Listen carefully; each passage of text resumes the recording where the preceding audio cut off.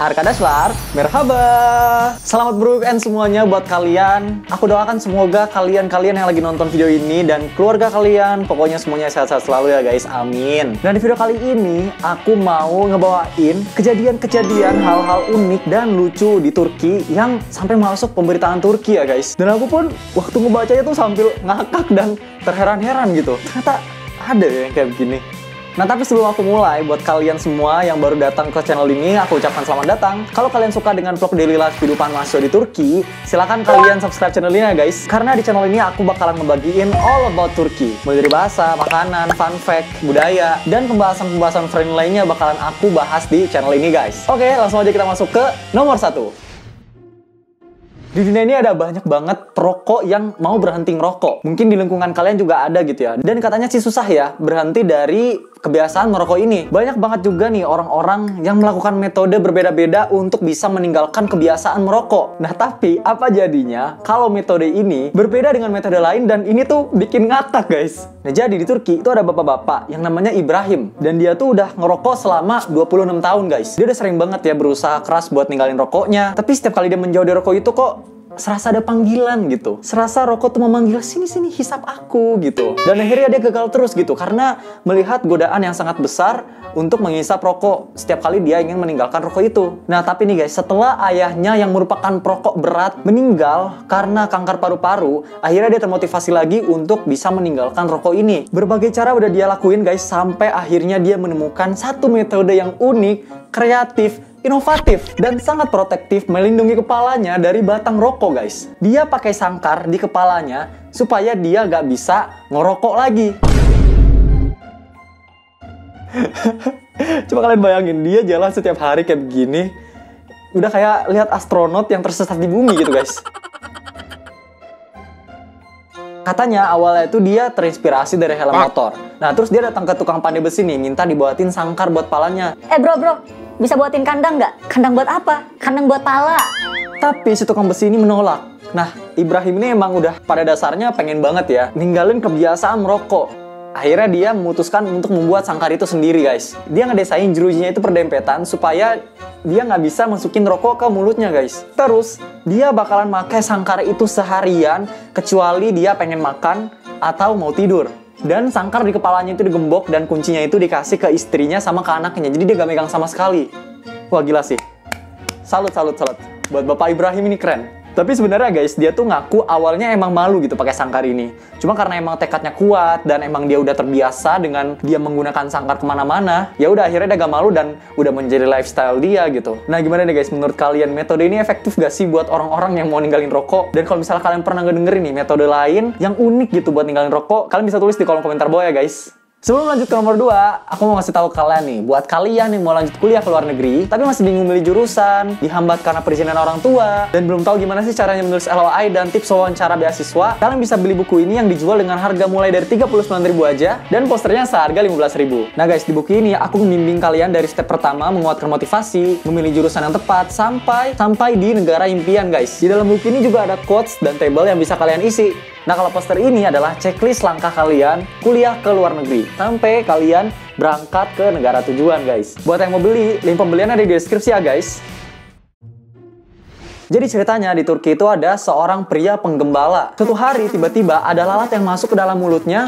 Dia keselak, habis itu ketelan lalatnya, guys. Mungkin karena dia panik banget gitu ya, takut dia kena penyakit tertentu. Akhirnya dia minum Baygon.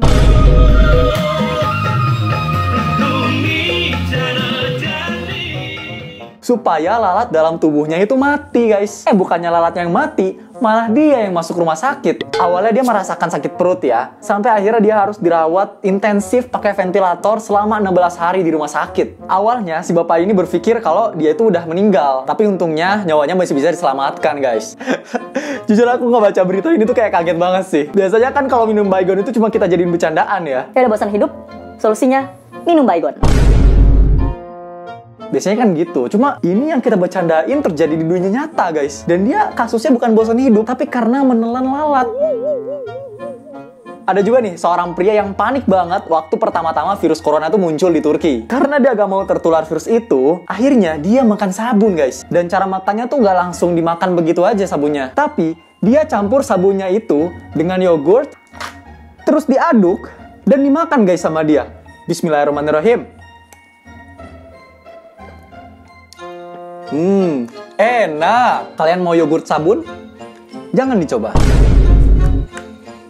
Dia berpikir kalau dengan makan sabun itu imunitas tubuhnya meningkat guys. Tapi bukan imunnya yang meningkat, malah pengeluarannya yang meningkat. Karena dia harus dirawat di rumah sakit dan perutnya harus dibersihkan dari racun-racun sabun yang udah dia makan guys. Aduh, aku juga ngakak banget sih ngebaca berita ini. Aku nggak paham gitu pas. Mungkin dia mikir kali, Oh, dalam sabun ini ada vitamin C-nya. Oh, ini sabun ini bisa membunuh kuman-kuman. Mungkin kalau aku makan, tubuhku juga akan bersifat seperti sabun yang membunuh kuman-kuman. Aku makan aja ah. kalian pernah nggak sih ngedenger ada makanan yang terbuat dari tanah? Nah, kalau kalian pergi ke negara Haiti, kalian bakalan menemukan tanah yang diolah menjadi makanan, guys. Dan sebenarnya aku juga baru tahu nih, kalau di Indonesia itu ada cemilan yang terbuat dari tanah. Namanya ampo. Nah, menurut Wikipedia, cemilan ini tuh berasal dari Jawa Tengah, Jawa Barat, Jawa Timur, terutama di daerah Tuban. Nah, coba nih, mungkin dari kalian ada yang berasal dari Tuban. Pernah denger gak sih cemilan namanya ampo?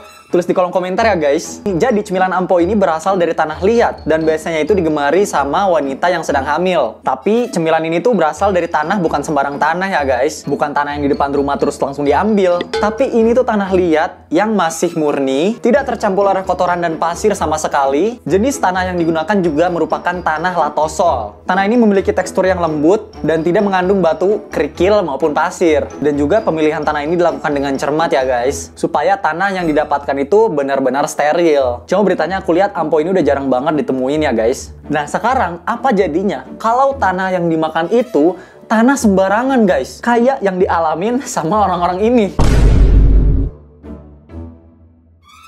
Jadi awalnya ibu ini mendengar kabar burung kalau tanah itu bisa mengobati anemia. Mungkin si ibu ini dulunya ada penyakit anemia gitu ya. Nah, dia nyobain tuh makan tanah yang ada di ladang di dekat rumahnya. Sekali nyoba,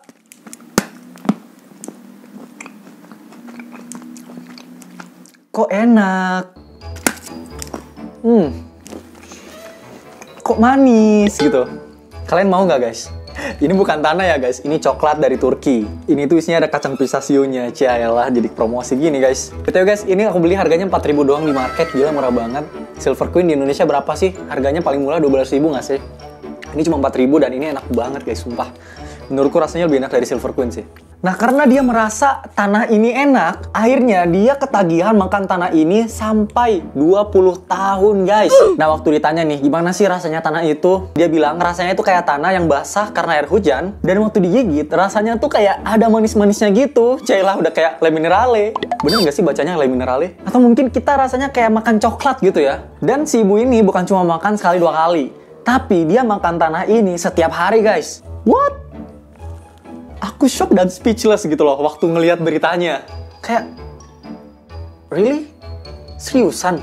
Jadi dia itu setiap hari rutin gitu ya, ngambil tanah dari ladang orang, habis itu dibawa ke rumah dan dicemilin di sana. Suaminya yang ngelihat itu kasihan gitu sama istrinya. Aduh, istriku. Kenapa bisa kamu makan tanah? Kenapa nggak makan coklat ini aja? Enak loh.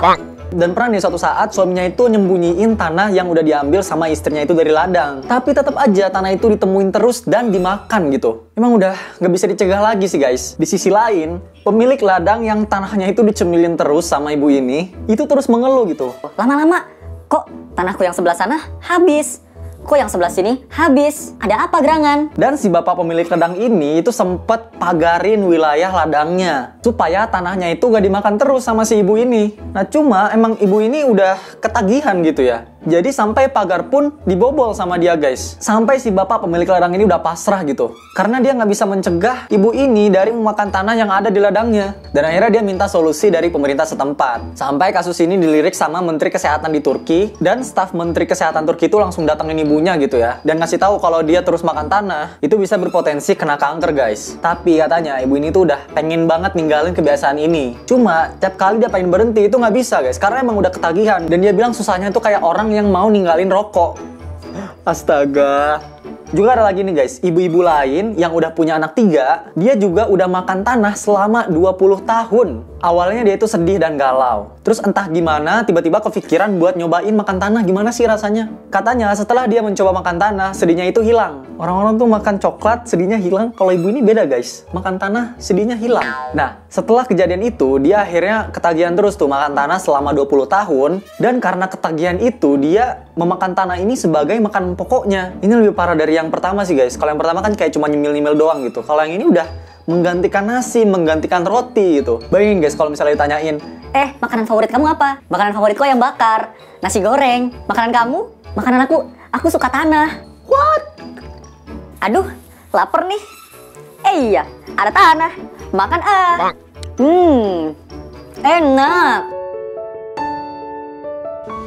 Nah, jadi pesan moralnya kalau kalian lagi sedih, lagi galau, itu jangan mikir-mikir yang aneh-aneh ya guys. Apalagi sampai nyobain hal-hal yang di luar nalar manusia. Kayak makan tanah yang ada di depan rumah guys. Aku speechless sih. Mungkin kalian ada yang mau nyoba rasanya, silahkan ya guys, coba. Oh guys, mungkin segitu dulu aja video dari aku hari ini. Kalau kalian ada request sesuatu, kalian bisa tulis aja langsung di kolom komentar bawah ya guys. Atau DM aku di Instagram Ahmed Stefan. Dan buat kalian yang udah nonton sampai akhir ini, kalian emang terbaik guys. See you in the next video.